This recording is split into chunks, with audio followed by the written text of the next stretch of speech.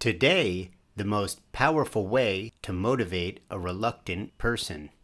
And so what we know is that the more choices you give people, the worse choices they have a tendency to make. Why is that? It's because we're afraid that we're going to make the bad choice. Research tells us that we have much greater fear of loss than we have pleasure of gain. So Seth, if I were to give you 20 bucks, you would feel, a given amount of pleasure. But then if I were to come back to you and say, I'm sorry, Seth, I need that 20 bucks back, you would feel double the pain that you felt of the pleasure. And so oftentimes our brain is designed not to lose. And particularly with clients, that's what they have a tendency to do, is they play not to lose. Right. And that is fear-based, and that fear is grounded in stress and distress and a survival type of instinct.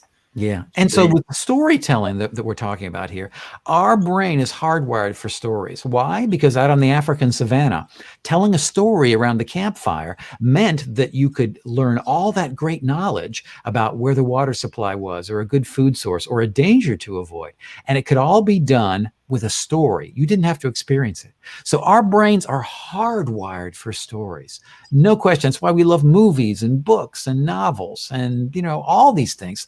What we've got to make sure we're doing with our clients is not giving them these walls of data, but specifically putting them in stories. So for each one of our financial planners or folks that are dealing with clients out there, do you have a repertoire of 20 or 30 stories that each demonstrate how somebody in your world did a certain thing? So if you want to talk about saving more for college, do you have a story ready to go about somebody who did or didn't do that?